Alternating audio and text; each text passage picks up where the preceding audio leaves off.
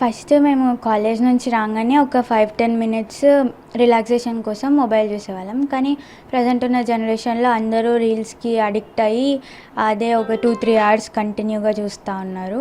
So అది first mistake చేయొద్దు.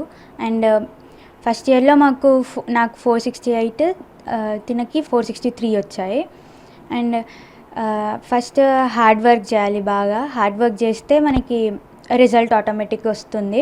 Second ఏమో పేరెంట్స్ కోఆపరేషన్. వాళ్ళు ఫస్ట్ మనకి సపోర్టివ్ పేరెంట్స్ ఉండాలి. చిన్నప్పటి నుంచి ఒకటే స్కూల్, ఇద్దరము little flower CBSE innovative school.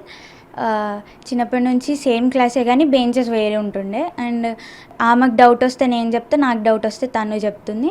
ఒకవేళ ఇద్దరికి క్లియర్ కాకపోతే వెళ్ళి టీచర్స్ నన్ను, ఫ్రెండ్స్ నన్ను అడుగుతాము.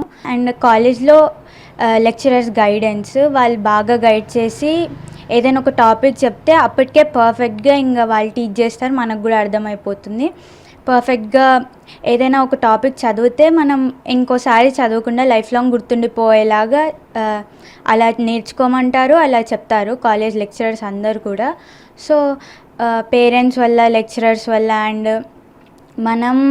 మనం చేసే హార్డ్ వర్క్ వల్లనే ఏ రిజల్ట్ అయినా వస్తుంది. అండ్ ఈ ఇయర్ సెకండ్ ఇయర్ రిజల్ట్స్లో నాకు అక్కకి, అంటే మేమిద్దరం ట్విన్స్, మా ఇద్దరికి 986 out of 1000, ఇద్దరికి సేమ్ మార్క్స్ రావడం చాలా హ్యాపీగా ఉంది.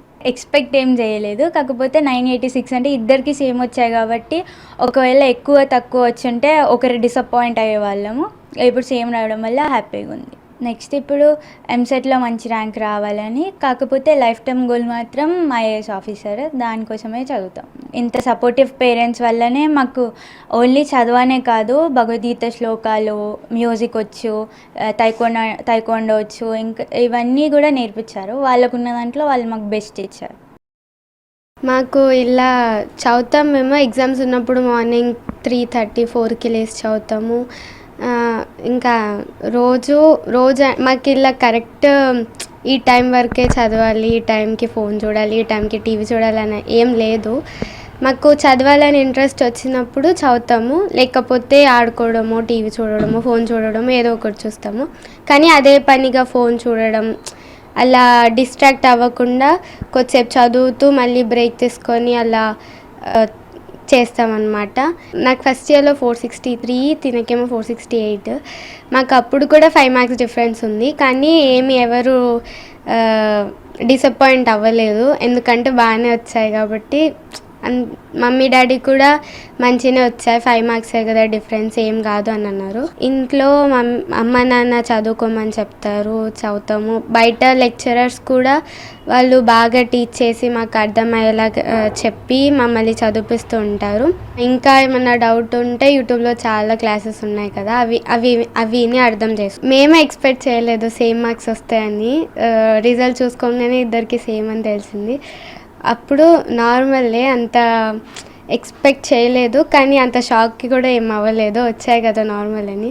ఇంకా చాలామంది మాకు కంగ్రాచులేషన్స్ చెప్పారు. సేమ్ రావడం చాలా కొత్తగా ఉంది, ఇద్దరు ట్విన్స్, ఇద్దరికి సేమ్ మార్క్స్ రావడం చాలా కొత్తగా ఉంది అని అన్నారు.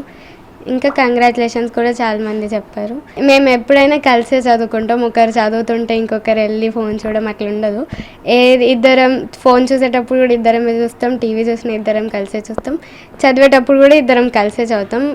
అంటే చిన్నప్పటి నుంచి మాకు అలా అలవాటు అయిపోయింది ఇద్దరం కలిసి చదువుకోవడము, ఒకటే క్లాస్ అవ్వడం వల్ల.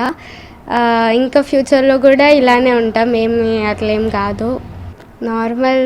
మేము కూడా అందరిలాగే కొట్టుకుంటాం, తిట్టుకుంటాం, మంచిగా మాట్లాడుకుంటాం. నాకు డౌట్ వస్తే తను చెప్తుంది, తను నాకు డౌట్ వస్తే నేను చెప్తా.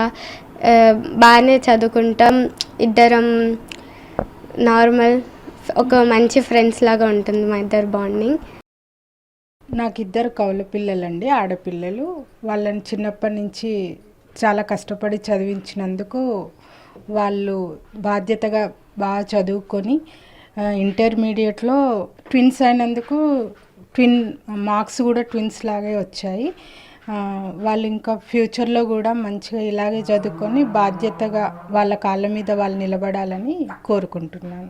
బాగా ఫోర్స్ అయితే ఏం చేయలేదండి వాళ్ళే బాధ్యతగా 5th క్లాస్ వరకు నేను వాళ్ళని గైడ్ చేసినాను. తర్వాత నుంచి వాళ్ళు చదువుకోవడం, వాళ్ళంతలో వాళ్ళు హోంవర్క్స్ చేసుకోవడం, ఏదైనా నెగ్లెక్ట్ చేయకుండా బాగా బాధ్యతగా చదువుకునే వాళ్ళు.